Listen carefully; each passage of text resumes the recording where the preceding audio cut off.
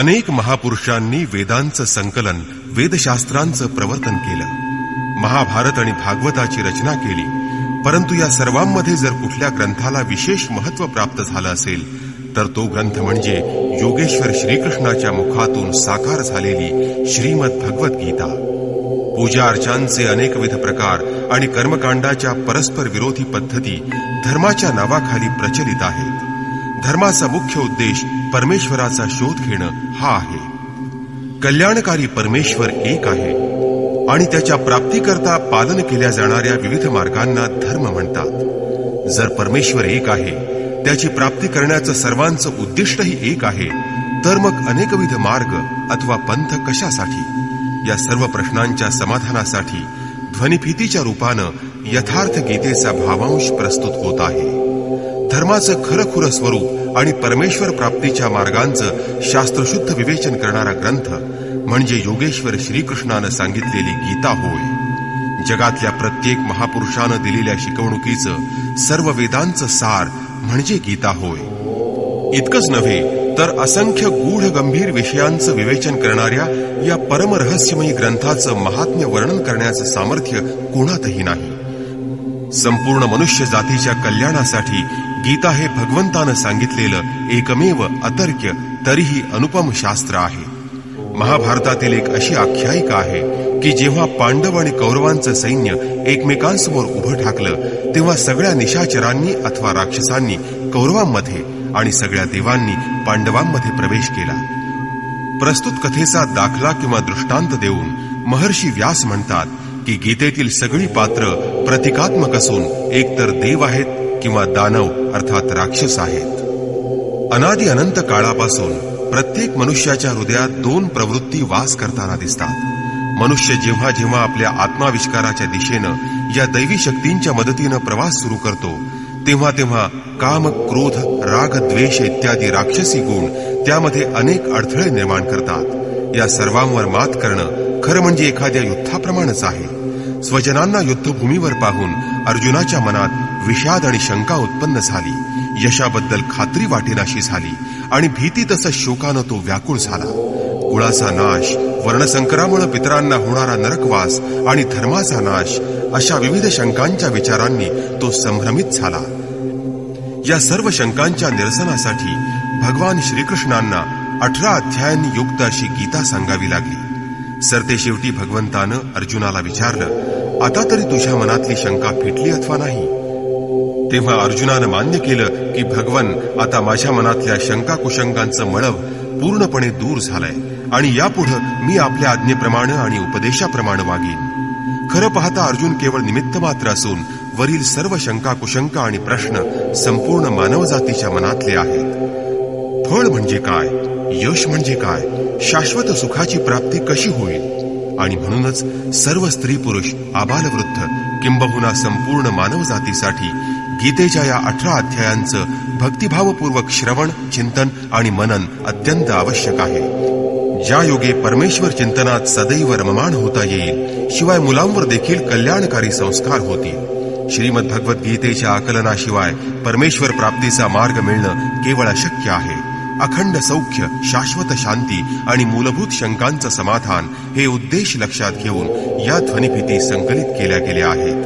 यांच्या नियमित श्रवणानं केवळ स्वतःचंच कुटुंब नव्हे तर संपूर्ण समाजावर सुसंस्कार घडवता येतील.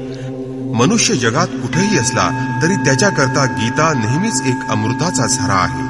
गीता आपल्या सर्वांचा ग्रंथ आहे. अत्यंत अभिमानानं आणि आनंदानं सांगावंसं वाटतं की सुमारे 5000 वर्षानंतर भगवान श्रीकृष्णाची यथार्थ गीता आपल्यासाठी प्रस्तुत होत आहे. जन्मजन्मांतरीच्या शंका कुशंकातून मुक्त होऊन परमेश्वराचं चिंतन आणि प्राप्ती करण्यासाठी या ध्वनिफीतींचं रोज सकाळी श्रवण करणं अतिशय आवश्यक आहे.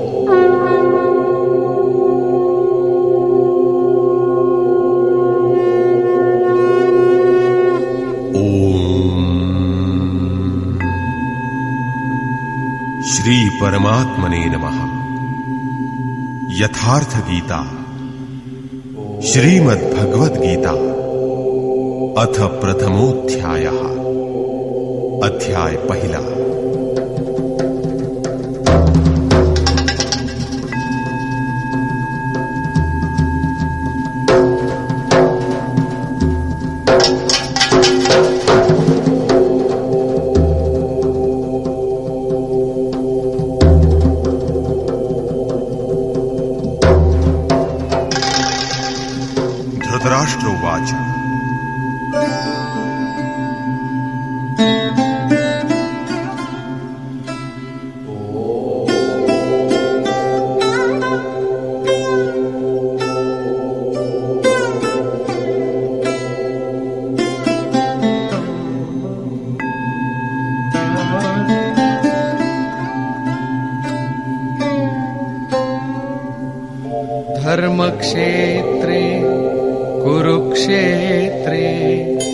समवेता युयुत्सवः मामकाः पाण्डवाश्चैव किमकुर्वत संजय.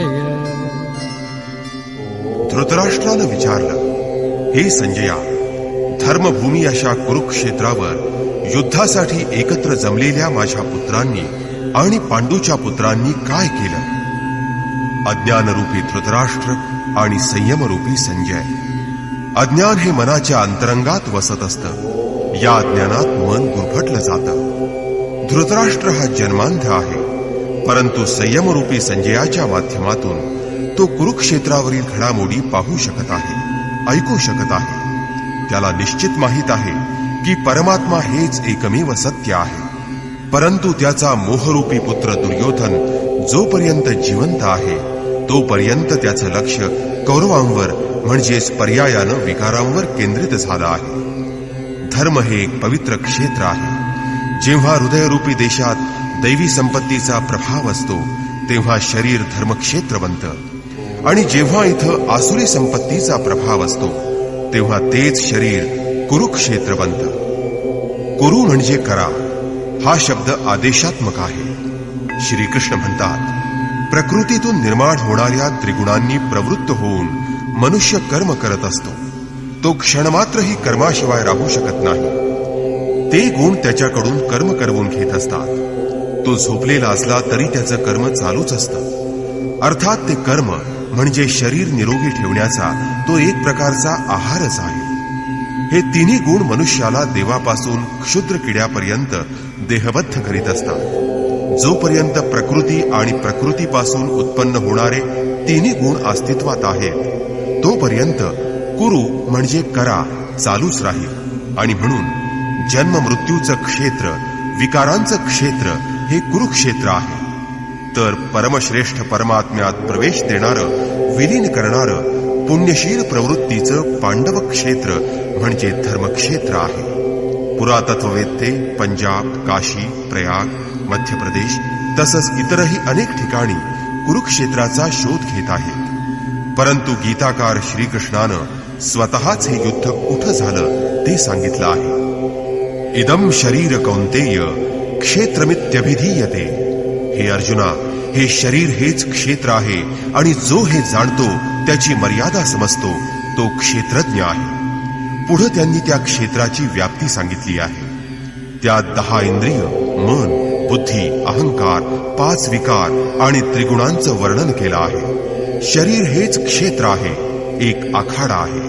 त्यात परस्परांशी झुंजणाऱ्या, झगडणाऱ्या 2 प्रवृत्ती आहेत. एक दैवी संपत्ती आणि दुसरी आसुरी संपत्ती. पांडवरूपी सत प्रवृत्ती आणि कौरवरूपी असत म्हणजेच दुष्ट प्रवृत्ती. अनुभवी महापुरुषाला शरण गेल्यानंतर या दोन्ही प्रवृत्तीमधील संघर्ष संपुष्टात येतो. हा क्षेत्र आणि क्षेत्रज्ञामधील संघर्ष आहे, आणि हाच वास्तविक लढा आहे, युद्ध आहे. विश्वयुद्धांनी इतिहासाची पानं भरून गेलेली आहेत, परंतु त्या युद्धात विजय झालेल्या पक्षाला सुद्धा शाश्वत विजय मिळू शकला नाही. जय पराजय हे बदल असतात. प्रकृतीचं संपूर्णपणे शमन करून तात्पुरतं प्रकृतीच्या पलीकडे असणाऱ्या सत्तेचं दर्शन घेणं, ज्ञान मिळवणं आणि त्यात प्रवेश करणं हा वास्तविक विजय आहे. हा एक असा विजय आहे की ज्याच्यानंतर कधीही हार नाही, पराजय नाही. हीच खरी मुक्ती आहे की जिला जन्म मृत्यूचं बंधन नाही. या प्रकारे अज्ञानानं प्रभावित असणारं प्रत्येक मन संयमाच्या द्वारे क्षेत्र आणि क्षेत्रज्ञ यांच्या युद्धात काय झालं हे जाणू शकतं. अर्थात संयम जेवढा जागृत होईल त्याच प्रमाणात त्या व्यक्तीला दृष्टी प्राप्त होईल. संजय उवाच.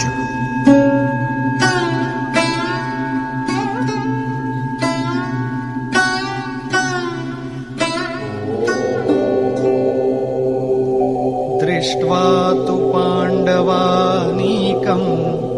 व्यूढम् दुर्योधनस्तदा आचार्यमुपसंगम्य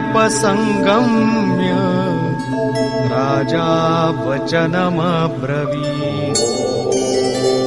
संजय म्हणाला, पांडवांचं सैन्य व्यूह रचनेनं उभं राहिलेलं पाहताच राजा दुर्योधन द्रोणाचार्यांजवळ जाऊन असं म्हणाला, द्वैत भावाचं आचरण म्हणजेच द्रोणाचार्य. जेव्हा परमात्म्यापासून आम्ही अलग झालो आहोत, वेगळे झालो आहोत याची जाणीव होते, वस्तुतः हेच द्वैतभावाचं ज्ञान आहे, तेव्हा त्या भगवंताच्या प्राप्तीची तळमळ, अभिलाषा मनात निर्माण होते.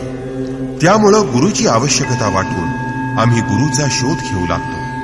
दोन प्रवृत्तींमधील प्रथम गुरु हाच असतो ज्याचा शोध घेतो, परंतु त्यानंतरचे सद्गुरू योगेश्वर श्रीकृष्ण हेच असतात जे योगसिद्ध आहेत. राजा दुर्योधन आचार्यांच्या जवळ जातो. मोहरूपी दुर्योधन. मोह हे सर्व व्याधींचं मूळ आहे. मुख्य कारण आहे दुर्योधन. दुर म्हणजे दोषयुक्त, योधन म्हणजे आत्मिक दूषित संपत्ती असं धन. आत्मिक संपत्ती हीच स्थिर शाश्वत संपत्ती आहे. तिच्यात जो दोष निर्माण करतो तोच मोह असतो. तो मनुष्याला प्रकृतीकडे खेचत असतो. तसंच तो वास्तव ज्ञान प्राप्त करून घेण्याची प्रेरणाही देत असतो. मोह असतो तोपर्यंत प्रश्न शिल्लक असतात. मोह संपला की मग सर्व पूर्णच असतं. व्यूहरचनायुक्त पांडवांचं सैन्य पाहून, म्हणजेच पुण्यशील सत्प्रवृत्तींचा जमाव किंवा संघटन पाहून दुर्योधन गुरु द्रोणांच्या जवळ जाऊन उपहासानं म्हणाला, पश्यैतां पाण्डुपुत्राणाम् आचार्य महतीं चमू व्यूढां द्रुपदपुत्रेण तव शिष्येण धीमता. आचार्य, द्रुपदाचा पुत्र आणि तुमचा बुद्धिमान शिष्य धृष्टद्युम्न यानं व्यूहरचना केलेली ही मोठी पांडव सेना पहा. शाश्वत आणि स्थिर परमात्म्यावर श्रद्धा असणारा, दृढ मनोबळ असणारा तो धृष्टद्युम्न, तोच पुण्यशील प्रवृत्तींचा नेता आहे, प्रमुख आहे. साधन कठीण न मन कर टेका. नुसतं साधन बळकट असून उपयोग नाही, तर मनाची सिद्धता बळकट असली पाहिजे, मनोनिग्रह असला पाहिजे. आता सेनेचा विस्तार बघा.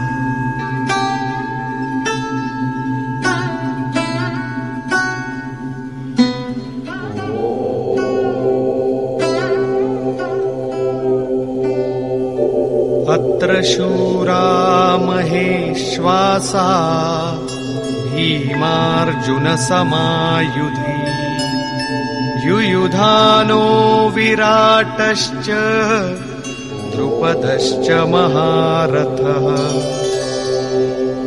या सेनेत महेश्वासा, महान अशा ईश्वराच्या ठिकाणी आश्रय देणारे भावरूपी भीम, अनुरागरूपी अर्जुनासारखे अनेक शूरवीर, जसे सात्विकतारूपी सात्यकी, चराचरात सर्वत्र ईश्वर भरून राहिलेला असं ईश्वराचं विराटत्व सुचवणारा विराट, तसंच अचल स्थिर स्थितीचं द्योतक असा महारथी राजा द्रुपद.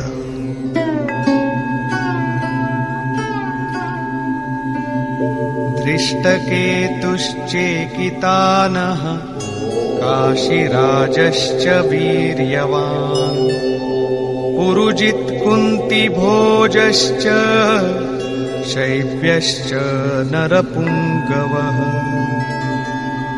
धृष्टकेतू, कर्तव्यात दृढ असणारा, चिकितान, स्वैरवैर भटकणाऱ्या मनाला लगाम घालून योग्य स्थळी मन स्थिर ठेवणारा, काशीराजा, कायारूपी काशीमध्ये साम्राज्य आहे, पुरुजित, स्थळ सूक्ष्म आणि कारण अशा शरीरावर विजय मिळवून देणारा, कुंतीभोज, कर्तव्याच्या सहाय्यानं मृत्यूलोकावर विजय मिळवणारा, सर्व मनुष्यांमध्ये श्रेष्ठ, शैव्य म्हणजे सत्य व्यवहार.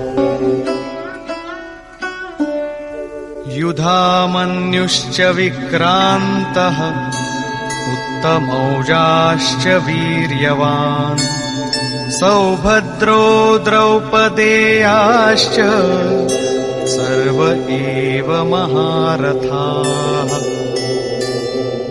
युद्धाला आवश्यक मनोधारणा असणारा पराक्रमी युद्धामन्यू, ज्याच्याजवळ उत्तम प्रकारचं ओज आहे, तेज आहे असा उत्तमौजा, भक्कम आधार पाठबळ मिळालं की मन निर्भय बनतं, अशा भक्कम आधारामुळे जो निर्भय आहे असा सुभद्रापुत्र अभिमन्यू, ध्यानरूपी द्रौपदीचे 5 पुत्र, वात्सल्य, लावण्य, सहृदयता, सौम्यता आणि स्थिरता, हे सर्वजण थोर महारथी आहेत. साधनेच्या मार्गावर वाटचाल करण्याची त्यांची संपूर्ण योग्यता आहे, क्षमता आहे. अशा प्रकारे पांडवांच्या पक्षातील दैवी संपत्तीनं युक्त असणाऱ्या 15-20 योद्ध्यांची नावं दुर्योधनानं घेतली. असत प्रवृत्तींचा राजा असूनही मोहामुळेच सत्प्रवृत्ती समजणं अशक्य होतं. मोह तिथं अडसररूप बनतो. त्यानंतर स्वतःच्या पक्षातील योद्ध्यांविषयी तो संक्षेपानं द्रोणाचार्यांना सांगतो. जर बाह्य युद्ध असेल तर आपल्या फौजेची बढाई त्यानं मारली असती. इथं विकार कमी सांगितले गेले कारण विकार नाशवंत असतात आणि त्यांच्यावर विजय प्राप्त करावयाचा आहे. फक्त 6-7 विकारच त्याने सांगितले की ज्यांच्या अंतरंगात संपूर्ण बहिर्मुखी प्रवृत्तींचा वास आहे. जसे अस्माकं तु विशिष्टाये तान्नि बोधद्विजोत्तम नायका मम सैन्यस्य संज्ञार्थं तान् ब्रवीमि ते. हे द्विजश्रेष्ठा, आता आमच्या सैन्यात जे जे प्रमुख आहेत, जे माझ्या सैन्याचे अधिकारी आहेत, त्यांची नावं आपल्याला कळण्यासाठी सांगतो. ते आपण ऐकून घ्या, जाणून घ्या. बाह्य युद्धात सेनापतीला द्विजश्रेष्ठ म्हणून संबोधणे समयोचित नाही. वास्तविक गीता म्हणजे अंतःकरणातील 2 प्रवृत्तींचा संघर्ष आहे आणि इथं द्वैत प्रवृत्तीचं आचरण प्रतीक म्हणजे गुरु द्रोण आहेत. जोपर्यंत आम्ही आमच्या आराध्यापासून लेशमात्रही अलग असतो तोपर्यंत तिथं प्रकृती विद्यमान असते, द्वैतभाव उपस्थित असतो. या द्वीवर विजय मिळवण्याची प्रेरणा आम्हाला गुरु द्रोणाचार्यांपासून मिळत असते. आमचं अर्धवट अपूर्ण ज्ञानच आम्हाला पूर्ण ज्ञान प्राप्त करण्याची प्रेरणा देत असतं. ते पूजास्थल नाही, मंदिराचं प्रांगण नाही, ती युद्धभूमी आहे. तिथं शौर्य सूचक संबोधन असायला हवं. आता असत प्रवृत्तींचे प्रमुख कोण कोण आहेत? भवान् भीष्मश्च कर्णश्च कृपश्च समितिञ्जयः अश्वत्थामा विकर्णश्च सौमदत्तिस्तथैव च. एक तर स्वतः आपण म्हणजे द्वैतभावाचे आचरणरूपी द्रोणाचार्य आहात. भ्रमरूपी संदेहरूपी पितामह भीष्म आहेत. भ्रम हे या विकारांचं उद्गम स्थान आहे आणि अंतापर्यंत तो जिवंत राहत असतो, म्हणून तो पितामह आहे. सर्व सेना मरून गेली तरी हा जिवंत होता. शरशय्येवर निश्चेतन अवस्थेत पडून होता, पण तरीही तो जिवंत होता, म्हणून भीष्म हा भ्रमरूप आहे. याप्रमाणेच असत कर्मरूपी कर्ण आणि संग्रामात सदैव विजयी होणारे कृपाचार्य आमच्या पक्षात आहेत. साधनेच्या अवस्थेत साधकाकडून घडणारं कृपेचं आचरण म्हणजेच कृपाचार्य होय. परमेश्वर कनवाळू आहे, तो कृपेचं धाम आहे. त्याच्या प्राप्तीनंतर संताचं स्वरूपही असंच कनवाळू बनतं. परंतु या साधनेच्या काळात जोपर्यंत आम्ही परमेश्वरापासून अलग राहतो तोपर्यंत तोही आमच्यापासून दूरच असतो, अलग असतो. असत प्रवृत्ती जिवंत असते, ती मोहानं गुरफटलेली असते. अशा परिस्थितीत साधक जर कनवाळूपणानं वागला तर तो नष्ट होऊन जातो. सीतेनं दया दाखवली, त्यामुळे तिला काही काळ लंकेत राहून प्रायश्चित्त करावं लागलं. विश्वामित्र क्षणभर दयार्द्र बनले, त्यामुळे त्यांना पतित व्हावं लागलं. योगसूत्रकार महर्षी पतंजलीही म्हणतात, ते समाधावुपसगी व्युत्थाने सिद्धयाः. व्युत्थान कालात समाधी अवस्थेतून बाहेर आल्यावर सिद्धी प्रकट होतात. वास्तविक त्या सिद्धी आहेत, परंतु काम क्रोध मोह या विकारांनित्याच कैवल्य प्राप्तीमध्ये त्या अडसर रूप विघ्नरूप आहेत. गोस्वामी तुलसीदासही आपल्या रामचरितमानस या ग्रंथात म्हणतात, छोरत ग्रंथी जानी खगराया विघ्न अनेक करई तब माया रिद्धि सिद्धि प्रेरई बहुभाई बुद्धी ही लोभ दिखावही आई. माया अनेक विघ्न अडचणी निर्माण करत असते. ती साधकाला अनेक सिद्धी प्रदान करते, साधकाला ती सिद्ध बनवते. असा सिद्धी प्राप्त झालेला साधक मरणासक्त मनुष्याच्या जवळून गेला तरी तो मनुष्य उठून उभा राहील एवढी सिद्धी त्याला प्राप्त होते. अर्थात तो मनुष्य भले जिवंत झाला, पण साधकानं ते स्वतःचं सामर्थ्य समजलं तर तो नष्ट होऊन जाईल. एक रोगी बरा झाला की त्याच्या जागी अनेक रोगी जमतील. त्यामुळे भजन चिंतनामध्ये खंड पडेल आणि साधक त्यामुळं इतका बहकत जाईल की प्रकृतीचं बाहुल्य वाढून तो प्रकृतीच्या पाशात अडकला जाईल. जर लक्ष्य दूर असेल आणि जर साधकानं कृपाळूपणा केला तर त्याच्या त्या कृपेच्या आचरणामुळं समितिंजय म्हणजेच संग्रामात सदैव विजयी होणारी अशा सर्व सेनेवर तो विजय मिळवू शकेल. आणि म्हणूनच जोपर्यंत लक्ष्यपूर्ती होत नाही तोपर्यंत साधकानं अत्यंत सतर्क सावध राहिलं पाहिजे. दया बिनु संत कसाई, दया करीतो आफत आई. परंतु अपूर्ण अवस्थेत ही दया म्हणजे ज्याचं दमन करण्यास अशक्य अशा असत प्रवृत्तीच्या दुर्धर्ष योद्ध्यासारखी आहे. या प्रकारे आपल्या पक्षात आसक्तीरूपी अश्वत्थामा आहे, विकल्परूपी विकर्ण आहे आणि भ्रममयी श्वासासारखा असणारा भूरिश्रवा आहे. हे सर्व बहिर्मुखी प्रवाहाचे मुख्याधिकारी आहेत. अन्ये च बहवः शूराः मदर्थे त्यक्तजीविताः नानाशस्त्रः प्रहरणाः सर्वे युद्धविशारदाः.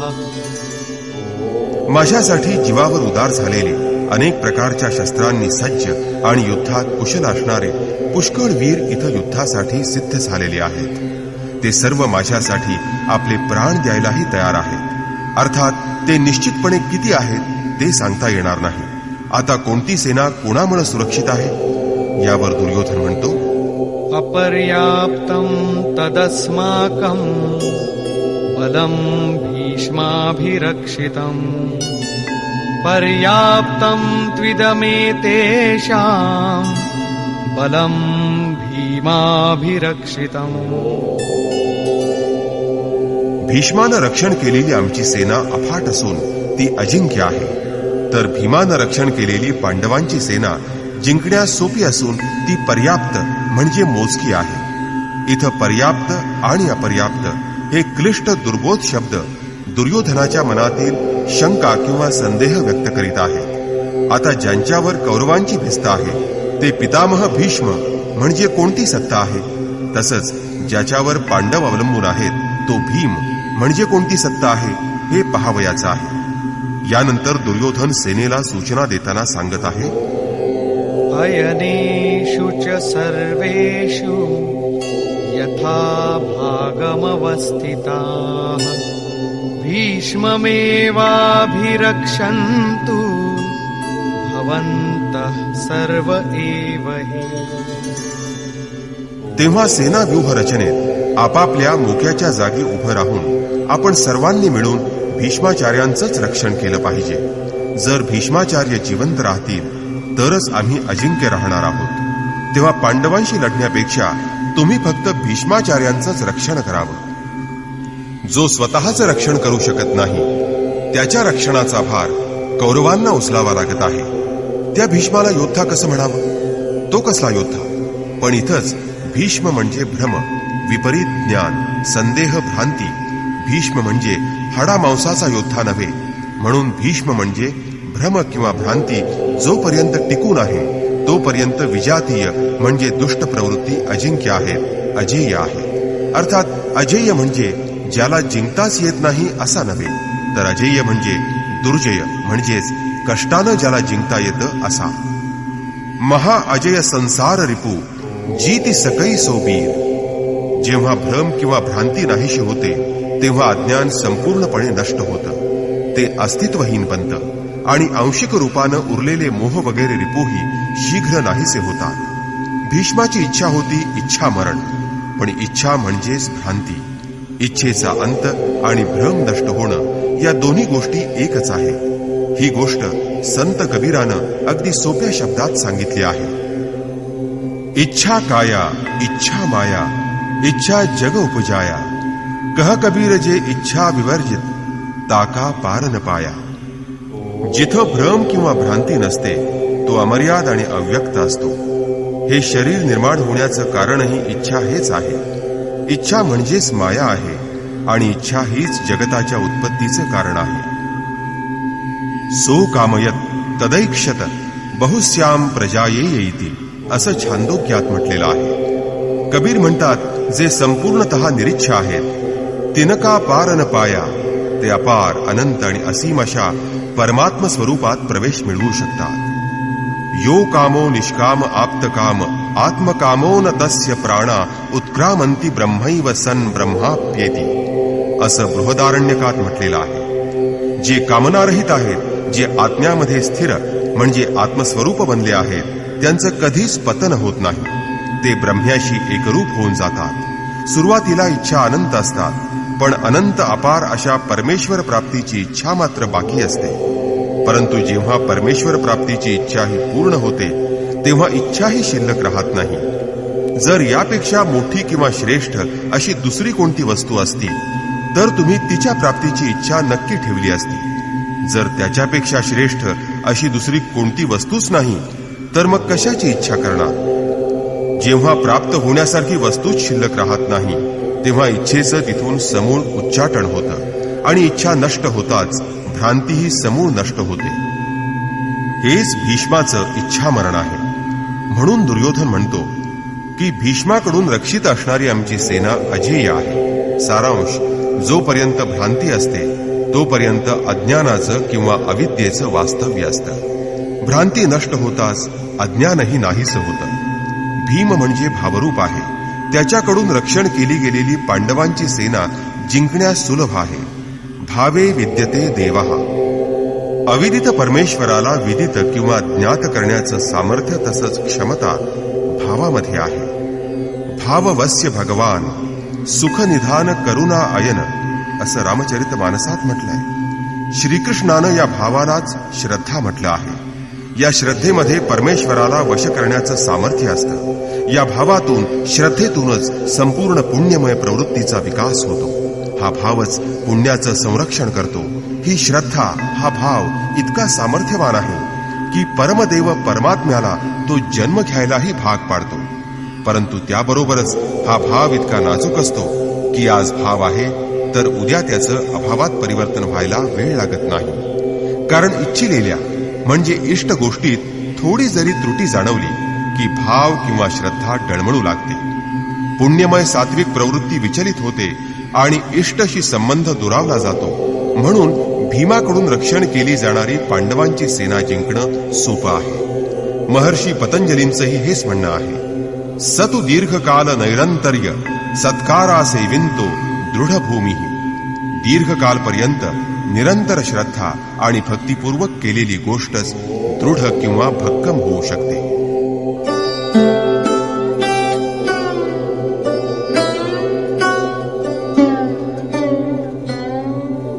तस्य संजनयन् हर्षम् कुरु वृद्धः पितामहः. सिंहनादं विनद्योच्चैः शंखं दध्मौ प्रतापवान्. अशा प्रकारे प्रत्येकानं आपापल्या शक्तीप्रमाणे शंख फुंकले. हा शंखध्वनी म्हणजे त्या वीरांनी आपल्या शक्तीप्रमाणे केलेली पराक्रमाची घोषणा होती. कुरुवंशातील महान पराक्रमी पितामह भीष्मांनी दुर्योधनाला आनंद व्हावा म्हणून सिंहगर्जनेप्रमाणे मोठ्या जोरानं आपला शंख फुंकला. हा ध्वनी फार भयावह होता. सिंह म्हणजे भयाचंच प्रतीक.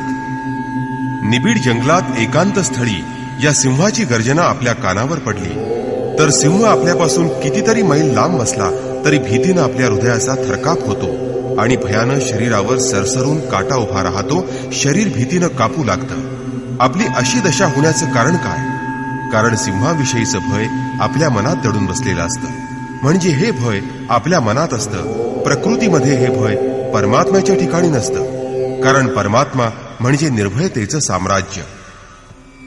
जर भ्रमरूपी भीष्माचार्य विजयी होणार असतील तर आपण ज्या मायारूपी जंगलात भरकटत आहोत ते जास्तच भरकटलं जाऊन भयाची मात्रा वाढेल.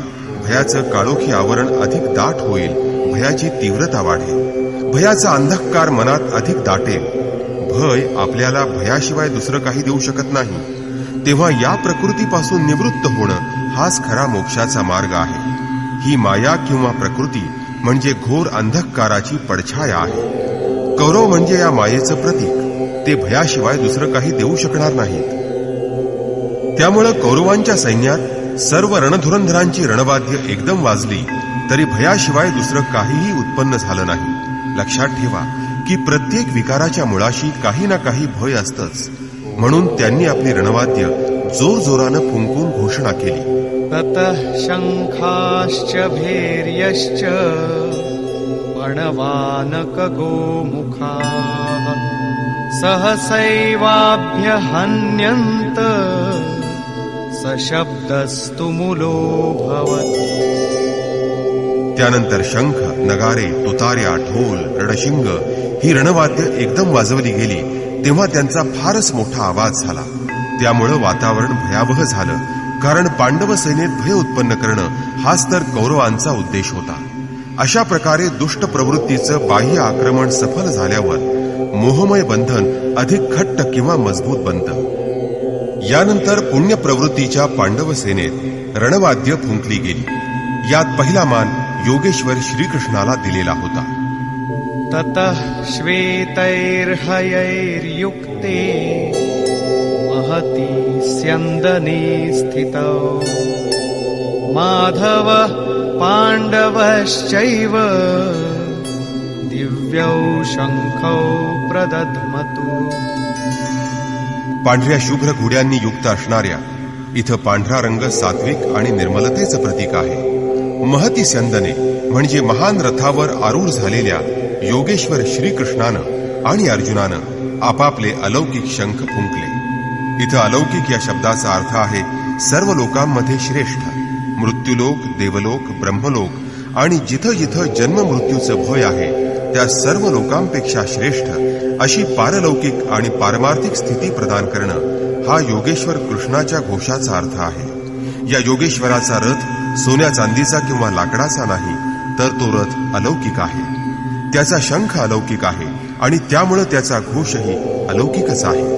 लोकांपेक्षा श्रेष्ठ असं फक्त एक ब्रह्म तेवढं आहे. सरळ त्या ब्रह्माशी संपर्क साधून देणं हा श्रीकृष्णाच्या घोषध्वनीचा अर्थ आहे. परंतु ही स्थिती श्रीकृष्ण कशा प्रकारे प्रदान करतील?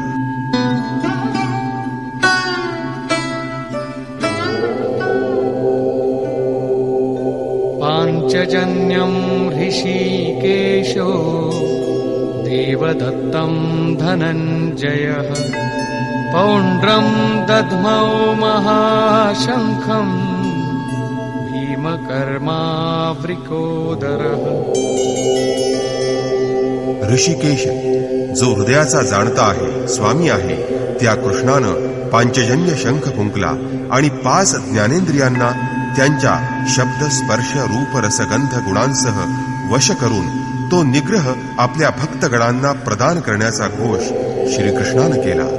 विक्राळ रूपात बंड करणाऱ्या इंद्रियांना वश करून आपल्या भक्तांना इंद्रिय निग्रहाची देणगी सद्गुरूच देत असतो आणि योगेश्वर श्रीकृष्ण हे महान सद्गुरू होते. शिष्यस्तेहम भगवन, मी आपला शिष्य आहे. तेव्हा बाह्य विषय किंवा उपाधी इकडे लक्ष जाऊ न देता इष्ट गोष्टीवरच लक्ष केंद्रित होऊ दे. अयोग्य असं काहीही माझ्याकडून पाहिलं जाऊ नये, ऐकलं जाऊ नये किंवा स्पर्शिलं जाऊ नये. अर्थात या सर्व गोष्टी सद्गुरूवरच अवलंबून असतात. देवदत्त धनंजय, दैवी संपत्ती आपल्या काबूत ठेवणारा अनुराग म्हणजे अर्जुन होय. इथं अनुराग म्हणजे यथोचित इष्ट असणाऱ्या गोष्टींबद्दल प्रेम असणं. यात विरह, वैराग्य, अश्रुपात याही गोष्टींचा समावेश होतो. गदगद गिरा नयन बहनीरा, रोमांचक गोष्टीही यात येतात. पण इथं विषय वासनेला, विकाराला लेशमात्र शिरका बसत नाही. जर हा अनुराग यशस्वी झाला तर प्रत्यक्ष परमात्म्यात प्रवेश देणाऱ्या दैवी संपत्तीवर तो अधिपत्य प्राप्त करू शकतो. याचंच दुसरं नाव धनंजय आहे. धन म्हणजे दौलत, संपत्ती.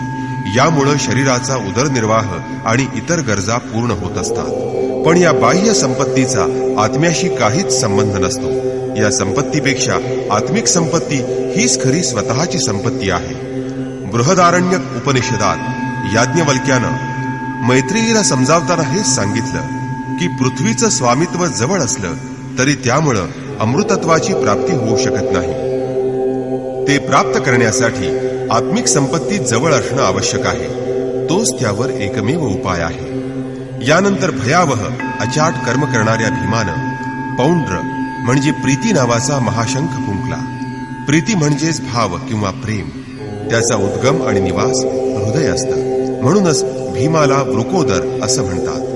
हे प्रेम किंवा हा भाव लहान मुलात दिसून येतो, परंतु वस्तुतः ते प्रेम आपल्या हृदयात असतं. ते मुलांमध्ये फक्त प्रकट होत असतं. हा भाव अगाध आहे, सामर्थ्यवान आहे. त्यानं म्हणजे भावरूपी भीमानं पौंड्र अर्थात प्रीती नावाचा महाशंख फुंकला. हा भाव महान आहे, बलवान आहे, सामर्थ्यवान आहे, पण प्रेमाचं माध्यम असलं तरच. म्हणूनच रामचरितमानसात म्हटलंय, हरि व्यापक सर्वत्र समाना, प्रेमत प्रकट हो ही मैं जाना.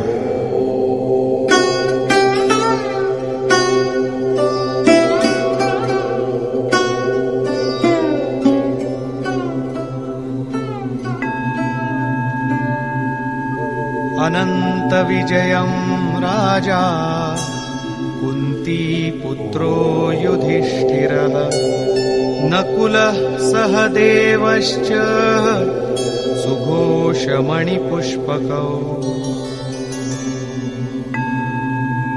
कुंतीपुत्र राजा युधिष्ठिरानं अनंत विजय नावाचा शंख फुंकला.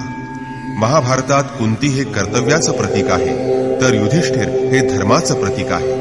धर्म जर स्थिर आणि सुदृढ ठेवला तरच अनंत विजय, अनंत परमात्म्याची स्थिती प्राप्त करून देईल. जो युद्धामध्ये स्थिर असतो, निश्चल असतो, त्याला युधिष्ठिर म्हणतात. जो प्रकृती, पुरुष, क्षेत्र, क्षेत्रज्ञ यांच्या संघर्षामध्ये स्थिर राहू शकतो, जो महाभयंकर दुःखानंही विचलित होत नाही, असा स्थितप्रज्ञच एक दिवस अनंत, अविनाशी अशा परमतत्व परमेश्वरावर विजय मिळवू शकतो. नियमरूपी नकुलनं सुघोष नावाचा शंख फुंकला. इथं नकुल हा आचार परंपरेचे नियम पाळण्यात अत्यंत काटेकोर होता आणि म्हणून त्याला नियम असं म्हटलं आहे. तेव्हा जो जो नियम भव्य होईल, उन्नत होईल, म्हणजेच शुद्ध आचारविचार वाढतील, तेव्हा अशुभ किंवा अमंगल नष्ट होत जाईल आणि मंगलकारक, कल्याणकारक, शुभकारक स्थिती निर्माण होईल. नंतर सत्संगरूपी सहदेवानं मणिपुष्पक नावाचा शंख फुंकला. विद्वानांनी प्रत्येक श्वासाला बहुमूल्य रत्न असं म्हटलं आहे. हीरा जैसी श्वासा बातों में बीती जाय. आता इथं सत्संग आणि बहुमूल्य श्वास याचा काय संबंध आहे? त्यासाठी सत्संगाचं स्वरूप समजावून घ्यायला हवं. सत्संग दोन प्रकारचे असतात. एक, सत्पुरुषांच्या सान्निध्यात बसून त्यांची अमृतवाणी श्रवण करणं, हा झाला बाह्य सत्संग. पण दुसरा सत्संग हा आंतरिक असतो. भगवान श्रीकृष्णांच्या मते आत्मा हेच एकमेव सनातन सत्य आहे. तेव्हा सर्व प्रकारांनी, बाजूंनी इंद्रियांचं नियमन करून जर मन आत्म्याच्या संगतीत राहील, आत्म्याच्या ठिकाणी रत होईल, तेव्हा तो खरा वास्तविक सत्संग होतो.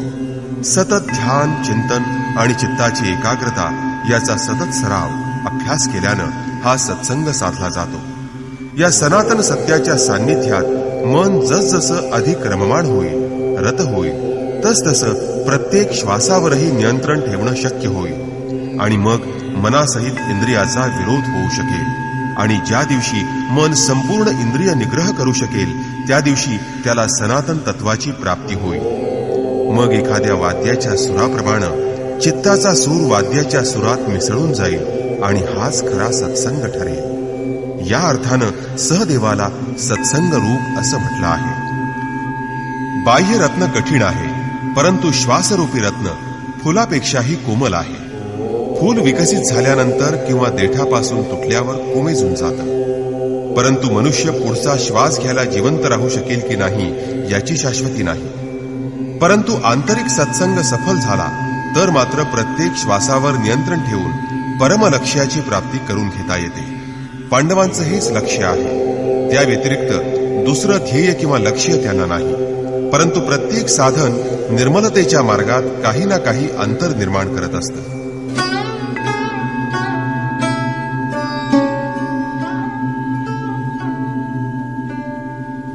काश्यश्च परमेश्वासः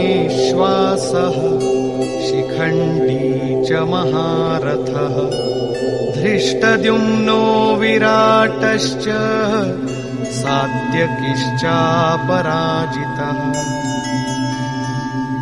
महाधनुर्धारी काशीचा राजा महापराक्रमी शिखंडी, धृष्टद्युम्न, विराट आणि अजिंक्य असा सात्यकी यांनी आपापले शंख फुंकले. हा शब्दशः अर्थ झाला तरी ध्वन्यार्थ वेगळाच आहे. कायारूपी काशी मनुष्य मनासहित सर्व इंद्रियांचा निग्रह करून कायेमध्येच केंद्रित करीत असतो, तेव्हा तो परमेश्वास परमेशाच्या अंतःकरणात प्रविष्ट होतो. परमेश्वराच्या अंतःकरणात प्रवेश देणारी सक्षम शरीर किंवा काया हीच काशी आहे. शरीरात परमश्रेष्ठ ईश्वराचा निवास असतो. परमेश्वास म्हणजे श्रेष्ठ धनुर्धर असा नाही, परंतु परम अधिक ईश अधिक वास असा आहे. शिखा आणि सूत्राचा म्हणजे जानव्याचा त्याग म्हणजे शिखंडी. आजकाल लोक मुंडण करतात, जानवं काढून टाकतात आणि अग्नी पेटवणं सोडून देतात आणि मग स्वतःला संन्यासी समजतात. या गोष्टी न करणं म्हणजे संन्यास. पण तसं होऊ शकत नाही, कारण शिखा ही ध्येयाचं प्रतीक आहे, जे प्राप्त करावयाचं त्या लक्ष्याचं प्रतीक आहे, आणि जानवं हे संस्काराचं प्रतीक आहे. जोपर्यंत परमेश्वराला प्राप्त करणं बाकी आहे तोपर्यंत मागं संस्काराचं सूत्र चिकटलेलं असणार आहे. मग तोपर्यंत मनुष्य कशाचा आणि कसा त्याग करू शकणार? मग संन्यास तरी कसला?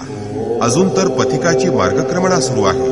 जेव्हा प्राप्तव्य प्राप्त होईल, मागं चिकटलेला संस्काराचा दोर कापला जाईल, तेव्हा भ्रम पूर्णपणे नष्ट होईल. आणि म्हणून शिखंडीस भ्रमरूपी भीष्माचा नाश करणारा आहे. शिखंडी म्हणजे चिंतनाच्या मार्गातील महारथी आहे. धृष्टद्युम्न दृढ आणि अचल स्थिर मनाचं प्रतीक म्हणजे धृष्टद्युम्न होय. विराट सर्वत्र भरून राहिलेल्या विराट ईश्वराला पाहण्यासाठी लागणाऱ्या दैवी संपदेच्या गुणांनी युक्त असणारा असा योद्धा म्हणजे विराट होय. सात्यकी म्हणजे सात्विकता होय. सत्याचं चिंतन करण्याची प्रवृत्ती म्हणजेच सात्विकता. ती जर अंगी बांधली तर घसरण्याचं किंवा पडण्याचं भय राहणार नाही, आणि ही वृत्ती या संघर्षात पराजित होऊ देणार नाही, विजयच ती देईल. द्रुपदो द्रौपदेयाश्च सर्वशः पृथिवीपते सौभद्रश्च महाबाहुः शङ्खान् दद्मुः पृथक् पृथक्. अचल स्थिर पददायक म्हणजे द्रुपद, आणि सहृदयता, वात्सल्य, लावण्य, सौम्यता इत्यादींमध्ये श्रेष्ठ आणि महापराक्रमी असणारे द्रौपदीचे 5 पुत्र तसंच महाबाहू अभिमन्यू या सर्वांनी आपापले शंख फुंकले. महाबाहू हे कार्यक्षेत्राचं प्रतीक आहे. जेव्हा मन भयरहित होतं तेव्हा त्याचं सामर्थ्य खूप वाढत असतं. हे राजन, या सर्वांनी आपापले शंख फुंकले. या प्रत्येकानं काही ना काही ठरवलेलं आहे, तेव्हा त्याचं पालन करणं आवश्यक आहे, आणि म्हणून तर त्या सर्वांची इथं नावं सांगितली. याशिवाय काही गोष्टी मन किंवा बुद्धीच्या पलीकडे असतात. परमेश्वर स्वतःच अंतःकरणात एकीकडे स्वतः दृष्टी बनून आत्म्यासमोर उभे राहतात आणि निर्णय घेतात आणि स्वतःचीच ओळख करून देतात.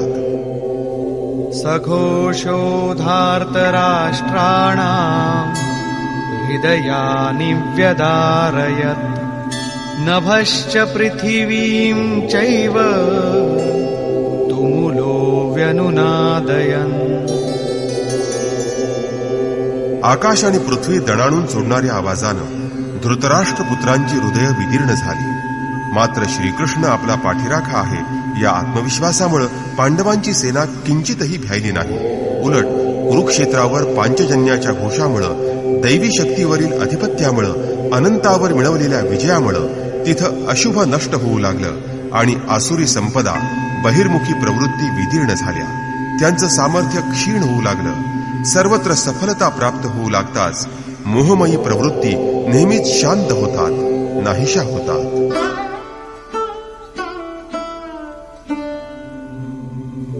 अथ व्यवस्थितान् दृष्ट्वा धार्तराष्ट्रान् कपिध्वजः प्रवृत्ते शस्त्रसम्पाते धनुरुद्यम्य पाण्डवः. ऋषिकेशं तदा वाक्यम् इदमाह महीपते सेनयोरुभयोर्मध्ये रथं स्थापयमेच्युत. संयमरूपी संजयानं अज्ञानानं झाकाळून गेलेल्या धृतराष्ट्राच्या मनाला समजावलं की हे राजन, अर्जुनाच्या ध्वजावर वैराग्यरूपी हनुमान विराजले आहेत. इथं कपिध्वज म्हणजे ध्वज चंचल असतो म्हणून त्याला कपिध्वज म्हटलेलं नाही. इथं ध्वजावर आरूढ झालेला कपी म्हणजे साधंसुधं सामान्य वानर नाही, ते स्वयं हनुमान आहेत. नरोत्तम श्रीरामांचे सेवक वानरोत्तम आहेत, जे मूर्तिमंत वैराग्य आहेत, ज्यांनी मान अपमान यांचं हनन केलं आहे. राम मान निरादर आदरही, प्रकृतीमध्ये उपलब्ध असणाऱ्या वस्तूंचा, विषयांचा, विकारांचा त्याग म्हणजेच वैराग्य आहे. असं वैराग्य हनुमंताजवळ होतं म्हणून ध्वजेला इथं वैराग्यरूपी ध्वजा असं म्हटलं आहे. ध्वजा ही राष्ट्राची प्रतीक असते, तेव्हा ज्याचं वैराग्य हीच ज्याच्या रथाची ध्वजा आहे, अशा अर्जुनानं कौरव युद्धसिद्ध झाले आहेत आणि शस्त्रास्त्रांचा वर्षाव होण्याची वेळ आली आहे असं पाहून आपलं धनुष्य उचलून जो हृदयाचा झाला आहे, स्वामी आहे, त्या योगेश्वर कृष्णाला सांगितलं, जो कधी च्यूत होत नाही अशा अच्युता, दोन्ही सैन्यांच्या मध्यभागी माझा रथ उभा कर. इथं हा सारथ्याला दिलेला आदेश नाही, तर सद्गुरूला केलेली प्रार्थना आहे. परंतु हा रथ मध्यभागी कशासाठी न्यायचा आहे? यावदेतान् निरीक्षेऽहम् योद्धुकामानवस्थितान् कैर्मया सह योद्धव्यम् अस्मिन् रणसमुद्यमे. अर्जुन म्हणाला, हे अच्युता, मध्यभागी रथ उभा केल्यास कोणाकोणाला युद्ध करावयाची इच्छा आहे ते मला पाहता येईल. या महायुद्धात मला कोणाकोणाबरोबर युद्ध करावयाचे आहे तेही मला पाहता येईल. योत्स्यमानानवेक्षेऽहम् य एतेऽत्र समागताः धार्तराष्ट्रस्य दुर्बुद्धे युद्धे प्रियचिकीर्षवः. धृतराष्ट्राच्या हटवादी पुत्राचं कल्याण इच्छिणारे कोण कोण राजे इथं लढायला आले आहेत ते मला पाहू दे. त्यासाठी हा रथ दोन सैन्यांच्या मध्यभागी उभा कर. दुर्योधन मोहाचं प्रतीक आहे, तेव्हा या मोहमयी प्रवृत्तींचं हित इच्छिणारे असे जे जे राजे इथं आले आहेत त्या सर्वांना पाहण्याची इच्छा आहे. संजय उवाच.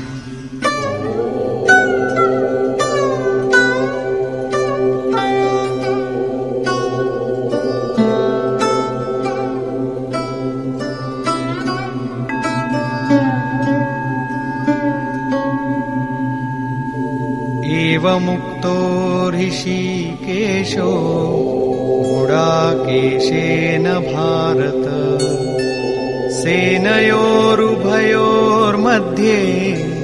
स्थापयित्वा रथोत्तमम्.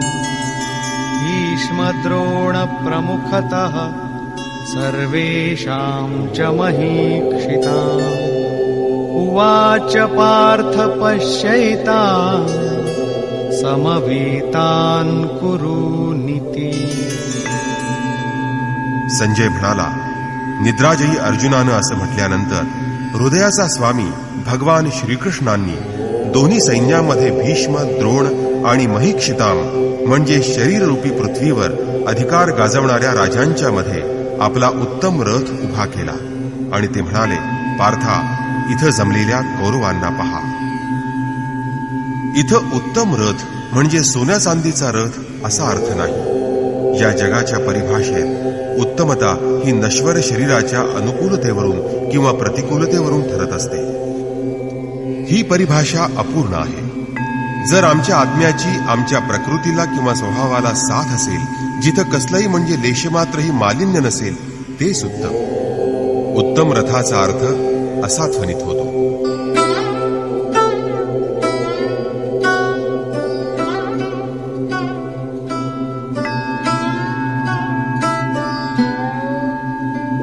तत्रापश्यत् स्थितान् पार्थः पितॄनथ पितामहान् आचार्यान् मातुलान् भ्रातॄन् पुत्रान् पौत्रान् सखींस्तथा श्वशुरान् सुहृदश्चैव सेनयोरुभयोरपि. यानंतर अचूक लक्ष्यवेध साधणाऱ्या आपल्या पार्थिव शरीराला रथ बनवणाऱ्या पार्थानं दोन्ही पक्षांच्या सैन्यामध्ये आपले वाडवडील, आजे, गुरु, मामे, भाऊ, पुत्र, नातू, मित्र तसंच त्याचे सासरे आणि हितचिंतक या सर्वांना पाहिलं.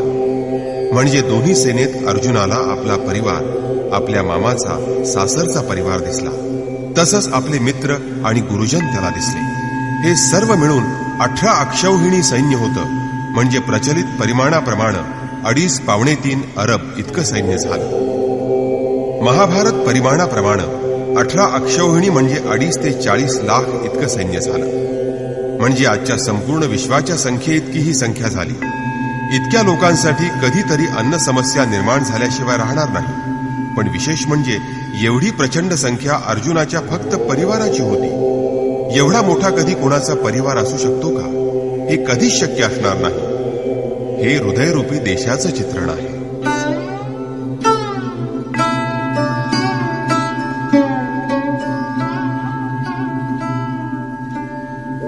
तान् समीक्ष्य स कौन्तेयः सर्वान् बन्धूनवस्थितान् कृपया परयाविष्टो विषीदन्निदमब्रवीत्. जेव्हा कुंतीपुत्र अर्जुनानं त्या साऱ्या बांधवांना, स्वजनांना पाहिलं तेव्हा करुणेनं अत्यंत व्याकुळ होऊन शोक करू लागला. कारण हा सगळा आपलाच परिवार आहे. त्यांना मारून टाकण्याच्या कल्पनेनं तो अत्यंत व्याकुळ झाला आणि म्हणाला, अर्जुन उवाच.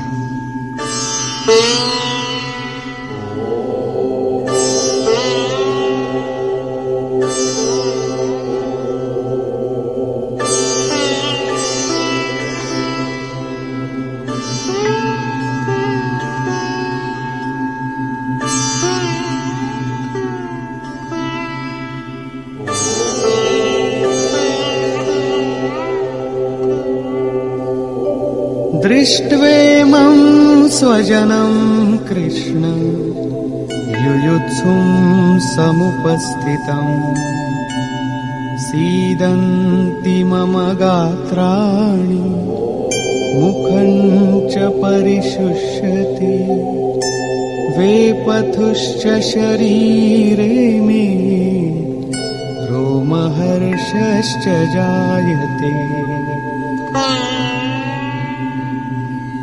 हे कृष्णा, या युद्धात लढण्याच्या इच्छेनं आलेल्या माझ्या आप्त स्वजनांना आणि मित्रांना पाहून माझ्या शरीराचे अवयव गळून जात आहेत. तोंडाला कोरड पडत आहे, शरीराला कंप सुटला आहे आणि माझ्या अंगावर रोमांच उभे राहत आहेत. इतकंच नव्हे तर गांडीवं स्रंसते हस्तात् त्वक्चैव परिदह्यते न च शक्नोम्यवस्थातुं भ्रमतीव च मे मनः.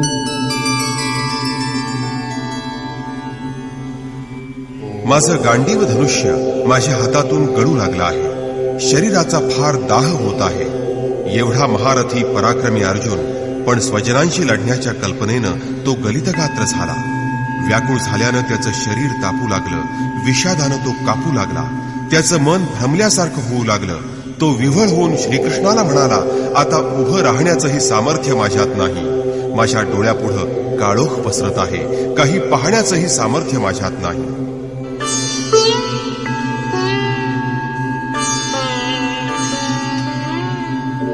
निमित्तानि च पश्यामि विपरीतानि केशव न च श्रेयोनुपश्यामि हत्वा स्वजनमाहवे. हे कृष्णा, या युद्धाची लक्षणं चांगली दिसत नाहीत. मला तर सगळी विपरीतच चिन्ह दिसत आहेत. या युद्धात स्वजनांना मारून कोणतंही कल्याण होणार नाही हेही मला स्पष्ट दिसत आहे. अरे, कुणाचा नाश करून कुणाचं कधी कल्याण होतं का?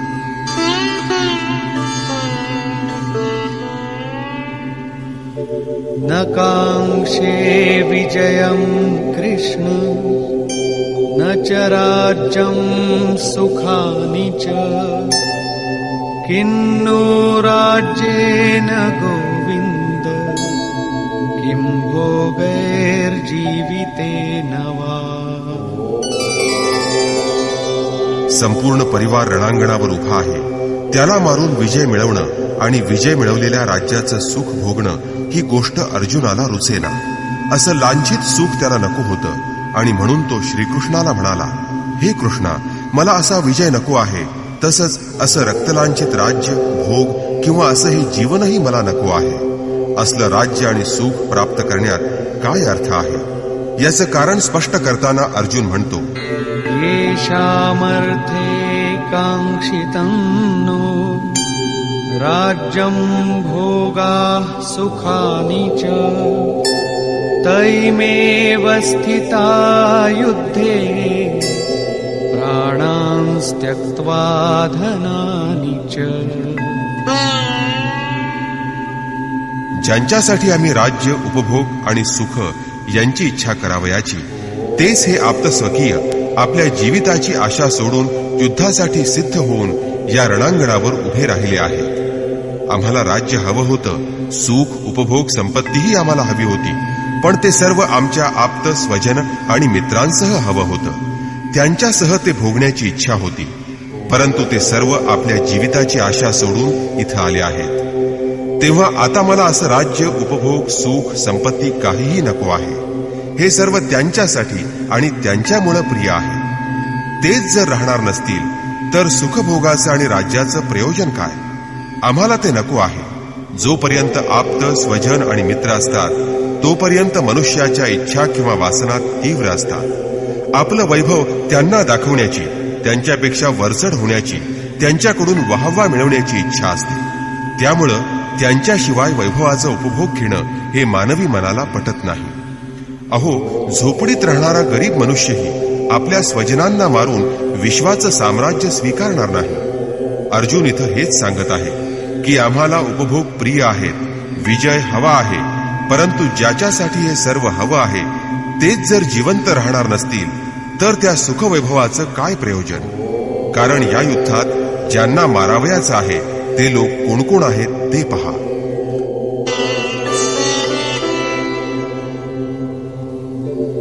आचार्याः पितरः पुत्राः तथैव च पितामहाः मातुलाः श्वशुराः पौत्राः शालाः सम्बन्धिनस्तथा.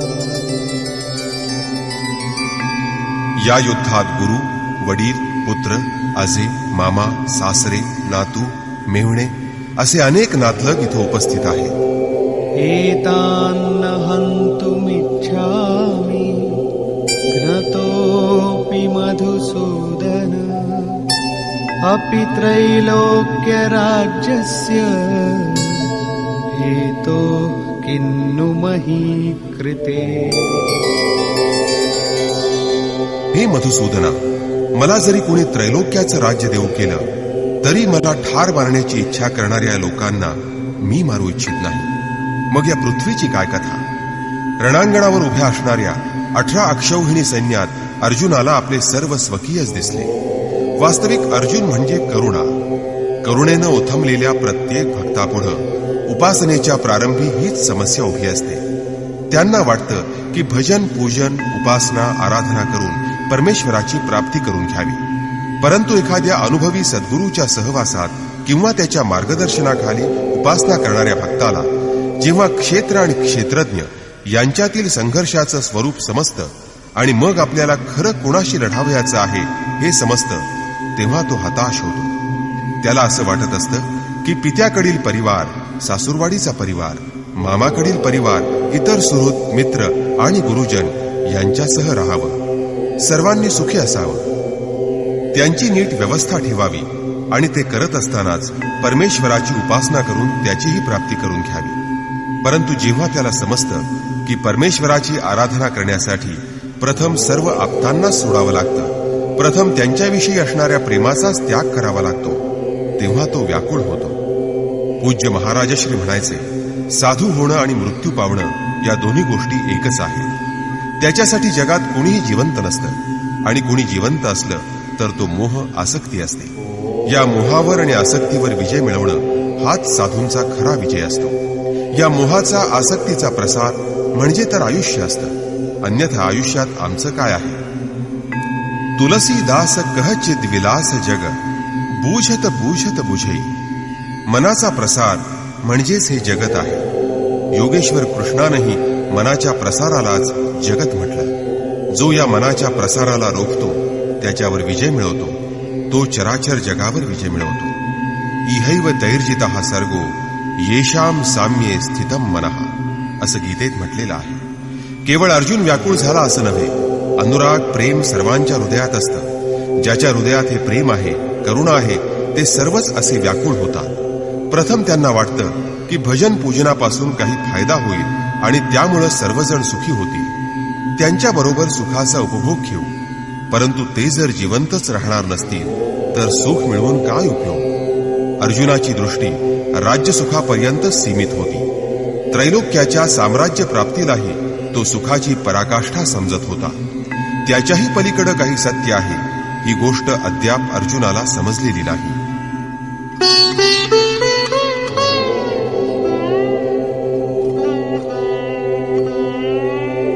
निहत्य धार्तराष्ट्रान्नः का प्रीति स्याज्जनार्दन, पापमेवाश्रयेदस्मान् अत्वैतानाततायिनः.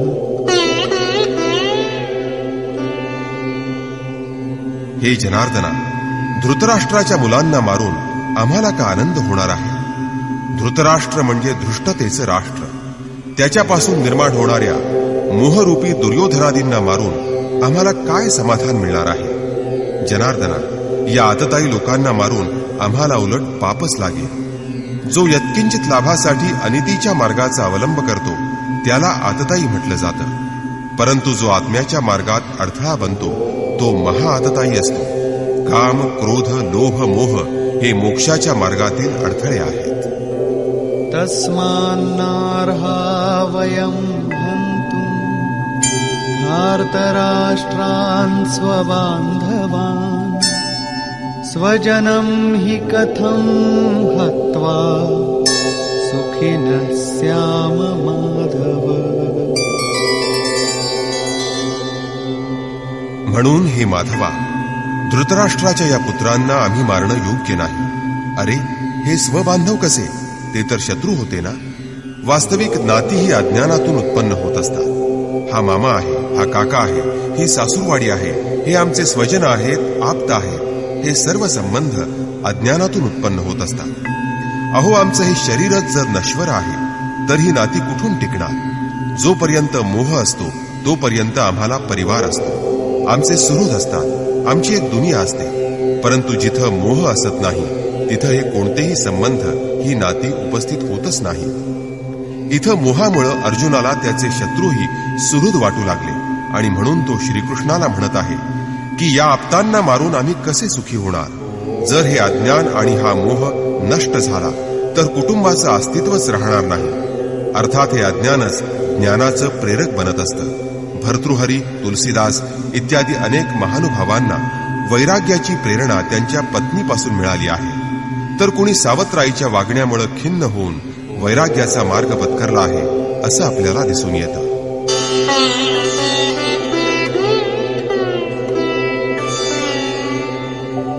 यद्यप्येतेन पश्यन्ति लोभोपहत चेतसः, कुलक्षयकृतं दोषं मित्रद्रोहे च पातकम्. हे जनार्दना, लोभामुळे ज्यांचं चित्त भ्रष्ट झालं आहे अशा या लोकांना कुलनाश केल्यानं लागणारा दोष किंवा मित्रांशी भांडण्यात, त्यांच्याशी द्रोह करण्यात लागणारं पाप त्यांना दिसत नाही. ते जाणून घेण्याची त्यांच्यात कुवत नाही. परंतु कथं न गेयमस्माभिः पापादस्मान्निवर्तितुम् कुलक्षयकृतं दोषं प्रपश्यद्भिर्जनार्दन. हे जनार्दना, मित्रद्रोह करणं किंवा कुलनाश करणं हे महापाप आहे हे आम्हाला समजत असताना या विचारापासून आम्हाला परावृत्त व्हायला नको का? श्रीकृष्णा, मीच हे पाप करत आहे असं नाही, तर आपणही चुकत आहात. इथं अर्जुनानं भगवान श्रीकृष्णावरही दोषारोप केला आहे. इथं तो स्वतःला श्रीकृष्णाच्या बरोबरीचा समजत आहे. प्रत्येक नवीन साधक जेव्हा सद्गुरूला शरण जातो तेव्हा तो स्वतःला सद्गुरूच्या बरोबरीचा समजतो. ज्ञानामध्ये आपण आपल्या गुरूच्या समान आहोत असं त्याला वाटतं. म्हणून इथं अर्जुन म्हणतो की त्या लोकांना जरी ही गोष्ट समजली नाही तरी तुम्ही आम्ही तर ही गोष्ट जाणत आहोत. तेव्हा मित्रद्रोह आणि कुलनाश केल्यानं लागणाऱ्या दोषांबाबत आम्हाला विचार करायला हवा. या कुलनाशानं काय घडतं? कुलक्षये प्रणश्यन्ति कुलधर्माः सनातनाः. धर्मे नष्टे कुलं कृत्स्नम् अधर्मोऽभिभवत्युत. कुलाचा क्षय झाला की परंपरागत कुलधर्म नष्ट होतात. इथं अर्जुन परंपरागत कुलधर्म आणि कुलाचार यांनाच सनातन धर्म समजत होता. जेव्हा धर्म नष्ट होतो तेव्हा संपूर्ण कुलावर अधर्माचा पगडा बसतो. संपूर्ण कुळ पापाखाली चिरडलं जातं.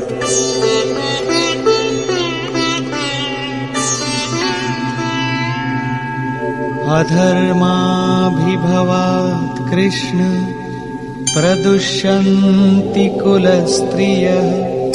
स्त्रीषु दुष्टासु वार्ष्णेय जायते वर्णसंकरः. हे कृष्णा, जेव्हा अधर्माचं प्राबल्य होतं, पाप वाढतं, तेव्हा कुलातील स्त्रिया बिघडतात आणि कुलस्त्रिया बिघडल्या की वर्णव्यवस्थेचा नाश होतो. त्यांच्या अधःपतनानं वर्णसंकर होतो. परंतु अर्जुनाच्या या विचाराचं खंडन करून श्रीकृष्णानं त्याला पुढे सांगितलं की मी किंवा स्वस्वरूपात स्थित असणाऱ्या महापुरुषांनी आराधन क्रमात भ्रम उत्पन्न केला की वर्णसंकर निर्माण होतो.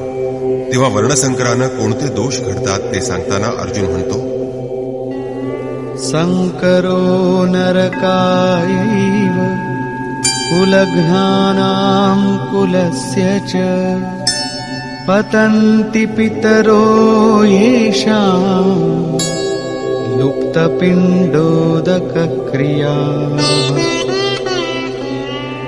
वर्णसंकर हा कुलक्षय करणाऱ्यांना आणि कुळालाही नरकात नेतो. कारण श्राद्ध तर्पणादी क्रिया लुप्त झाल्यानं त्यांचे पितर अधोगतीला जातात. या वर्णसंकरामुळं वर्तमान पिढीचं अधःपतन होतं. त्यांचे पूर्वजही अधोगतीला जातात आणि भावी पिढीचंही असंच अधःपतन होत असतं. इतकंच नाही तर दोषैरेतैः कुलघ्नानां वर्णसंकरकारकैः उत्साद्यन्ते जातिधर्माः कुलधर्माश्च शाश्वताः. कुलक्षय करणाऱ्यांच्या या वर्णसंकरकारक दोषांनी जातीधर्म आणि शाश्वत परंपरागत कुलधर्म उद्ध्वस्त होतात. अर्जुनाला असं वाटत होतं की कुलधर्म हा सनातन आहे, कुलधर्म शाश्वत आहे. परंतु श्रीकृष्णानं त्याच्या या विचारांचं खंडन करून त्याला सांगितलं की आत्मा हाच सनातन शाश्वत धर्म आहे. वास्तविक या सनातन धर्माचं ज्ञान होण्यापूर्वी मनुष्य धर्माच्या नावावर एखाद्या रूढीला धर्म समजतो. अर्जुनाला यामुळेच कुलधर्म हा सनातन धर्म वाटला.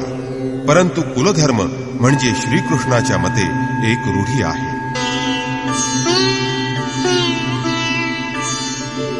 उत्सन्न कुलधर्माणां मनुष्याणां जनार्दन नरके नियतं वासो भवतीत्यनुशुश्रुमा. हे जनार्दना, ज्या लोकांचे कुलधर्म नष्ट झाले आहेत त्यांना नरकवास प्राप्त होतो असं ऐकलं आहे. त्यांचा केवळ कुलधर्मच नष्ट होत नाही, तर शाश्वत सनातन धर्म नष्ट होत असतो. जेव्हा धर्मच नष्ट होतो तेव्हा धर्म नष्ट करणाऱ्या लोकांना अनंत कालापर्यंत नरकवास भोगावा लागतो असं ऐकलं आहे. अर्थात पाहिलं नाही, केवळ ऐकलं आहे.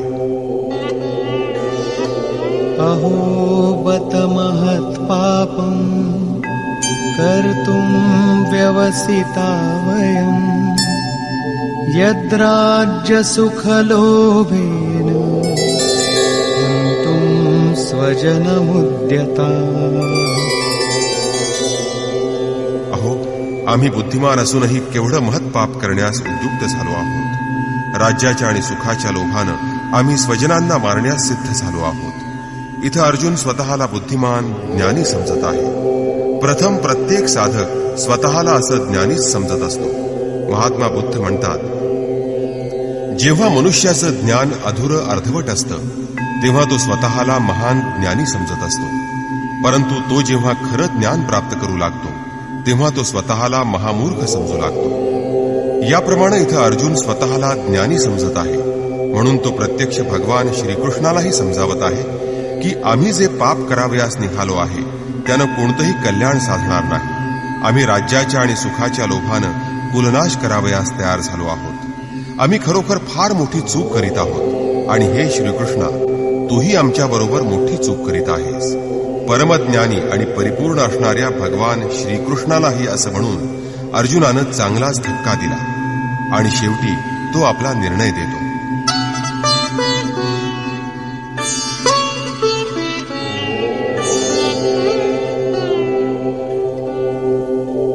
यदि माम प्रतीकारम् अशस्त्रं शस्त्रपाणयः धार्तराष्ट्रारणे हन्युः तन्मे क्षेमतरं भवेत्.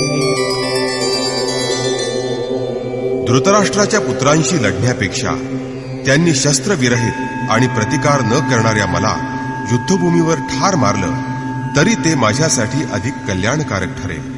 निदान इतिहास म्हणेल की अर्जुन खरोखर समजूतदार होता, म्हणून त्यानं आपले प्राण देऊन एवढी मोठी प्राणहानी करणारं भयंकर युद्ध टाळलं. भोळ्या भाळ्या आणि निष्पाप मुलांचे प्राण वाचवण्यासाठी आणि कुळ नष्ट होऊ नये म्हणून लोक आपल्या प्राणांची आहुती देत असतात. इथं मोहाचं प्राबल्य वाढल्यामुळं, आत्मज्ञान झालं नसल्यामुळं, अज्ञानामुळं अर्जुन असं म्हणत आहे. जेव्हा मोह प्रबळ होतो तेव्हा असंच घडत असतं. मनुष्य अगदी परदेशात जाऊन वैभवशाली प्रासादात राहत असला तरी काही दिवसानंतर त्याला आपली झोपडी आठवते.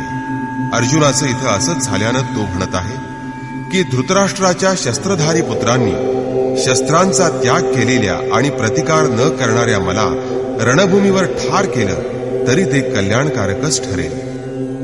निदान ते तरी सुखी होती. संजय उवाच.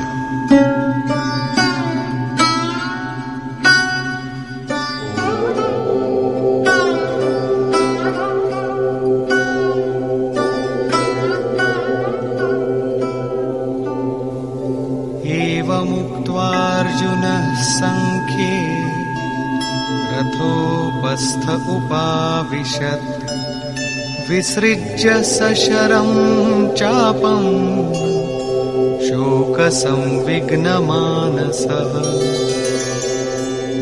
संजय धृतराष्ट्राला म्हणाला की दुःखानं अति व्याकुळ झालेल्या अर्जुनानं असं म्हणून आपलं धनुष्य आणि बाण बाजूला ठेवून दिले आणि रथाच्या मागील भागात खाली जाऊन बसला. याचाच अर्थ क्षेत्र आणि क्षेत्रज्ञ यांच्या संघर्षात भाग न घेता तो त्या संघर्षातून बाजूला झाला. निष्कर्ष: भगवद्गीता म्हणजे क्षेत्र आणि क्षेत्रज्ञ यांच्या संघर्षाचं निरूपण आहे. गीता म्हणजे ईश्वरी ऐश्वर्यानं संपन्न अशा भगवत स्वरूपाचं संगीत आहे. हे संगीत जिथं होतं ते युद्ध क्षेत्र आहे शरीर. या शरीरात दोन प्रवृत्ती वसत असतात, एक धर्मक्षेत्र आणि दुसरं कुरुक्षेत्र. इथं त्या दोन्ही क्षेत्रातील सेनांचं स्वरूप आणि त्यांच्या सामर्थ्याचा आधार काय आहे ते सांगितलं. शंखध्वनींनी त्यांच्या पराक्रमाचा परिचय करून दिला. त्यानंतर ज्या सेनांबरोबर युद्ध करावयाचं आहे तिचं निरीक्षण झालं. ती सेना 18 अक्षौहिणी म्हणजे जवळजवळ 3 अब्ज इतकी विशाल होती असं म्हटलं आहे. परंतु ती अनंत अमर्याद आहे. प्रकृतीचे 2 दृष्टिकोन आहेत. एक इष्टोन्मुखी प्रवृत्ती दैवी संपदा आणि दुसरी बहिर्मुखी प्रवृत्ती आसुरी संपदा. दोन्ही प्रकृतीची स्वरूपं आहेत. फक्त एक कल्याणकारक मार्गानं प्रयाण करत असते, परधर्म परमात्म्याकडे घेऊन जात असते, तर दुसरी प्रकृतीला दिलासा देत असते. पहिली दैवी संपदा प्राप्त करून आसुरी संपदेचा नाश करते आणि मग शाश्वत सनातन परब्रह्माचा साक्षात्कार होतो. मग दैवी संपदेची आवश्यकताही कमी होत जाते आणि मग युद्धाचा निकाल किंवा परिणामही समजला जातो. अर्जुन जेव्हा सैन्याचं निरीक्षण करतो तेव्हा ज्यांना मारावयाचं आहे तो सगळा आपला परिवार आहे, आप्त मित्र स्वजन आहेत असं त्याला दिसतं. जेवढा आपला संबंध तेवढंच आपलं जग असं प्रत्येकाला वाटत असतं. इथं अर्जुनालाही तसंच वाटलं आहे. दयाशीलतेच्या पहिल्या टप्प्यात पारिवारिक मोह अडसर रूप बाधक ठरत असतो. परंतु जेव्हा साधकाला समजतं की या मधुर संबंधानंच भयंकर विच्छेद होणार आहे, आपण त्यांना जसे समजतो तसे ते संबंध मधुर नाहीत, तेव्हा साधक घाबराघुबरा होतो. त्याला प्रथम स्वजनासक्तीला मारणं अयोग्य अनिष्ट वाटतं आणि म्हणून तो प्रचलित रूढीमध्येच आपल्या संरक्षणाचा उपाय शोधू लागतो. इथं अर्जुनानं असंच केलं आहे. इथं तो म्हणतो, कुलधर्म हाच सनातन शाश्वत धर्म आहे. या युद्धामुळे हा सनातन धर्म नष्ट होईल. कुळातील स्त्रियांचं अधःपतन होईल, त्यातून वर्णसंकर होईल आणि त्यामुळे संपूर्ण कुळात आणि कुलक्षयी लोकांना अनंत कालपर्यंत नरकवास भोगावा लागेल. म्हणून आपल्या सनातन धर्माचं रक्षण करण्यासाठी इथं अर्जुन व्याकुळ झाला आहे. तो श्रीकृष्णाला विचारतो की आम्ही लोक बुद्धिमान आणि विवेकी असताना आम्ही हे महापाप का करावं. अर्थात त्याच्या मते श्रीकृष्णही हे पाप करायला सिद्ध झाले आहेत. तेव्हा नरकवासाकडे नेणाऱ्या पापातून स्वतःचा बचाव करण्यासाठी तो म्हणतो, मी हे युद्ध करू शकणार नाही. आणि असं म्हणून तो रथाच्या मागील बाजूस खाली बसला. म्हणजेच क्षेत्र आणि क्षेत्रज्ञ यांच्यातील संघर्षामधून त्यानं माघार घेतली. टीकाकारांनी या अध्यायाला अर्जुन विषाद योग असं म्हटलं आहे. अर्जुन दयाशीलतेचं प्रतीक आहे. सनातन धर्मासाठी विकल होणारे दयाशील लोकच विषाद योगाचं निमित्त बनत असतात. असाच विषाद मनुलाही झाला होता. हृदय बहुत दुःख लाग, जन्म गयऊ हरि भगती बिनो असं रामचरित मानसात म्हटलंय. मनात संशय किंतु निर्माण झाल्यानंच मनुष्य दुःखी बनत असतो. अर्जुनाच्या मनात असा संदेह निर्माण झाला की या युद्धामुळे कुलक्षय होईल आणि त्यामुळं वर्णसंकर निर्माण होईल आणि वर्णसंकरामुळं आमच्या सर्व कुलाला अनंत काळपर्यंत नरकवास भोगावा लागेल. कुलधर्मालाच त्यानं सनातन धर्म समजल्यानं तो नष्ट होण्याचं दुःख त्याला झालं आणि त्या दुःखानं तो विव्हळ झाला. आणि म्हणून या अध्यायाला संशय विषाद योग असं खरं म्हणायला हवं. तेव्हा ओम तत्सदिति श्रीमद्भगवद्गीतासूपनिषत्सु ब्रह्मविद्यायां योगशास्त्रे श्रीकृष्णार्जुन संवादे संशय विषाद योगो नाम प्रथमोऽध्यायः. या प्रकारे श्रीमद्भगवद्गीता रूपी उपनिषद तसंच ब्रह्मविद्या आणि योगशास्त्र विषयक श्रीकृष्ण आणि अर्जुन यांच्या संवादातील संशय विषाद योग नावाचा प्रथम अध्याय समाप्त झाला.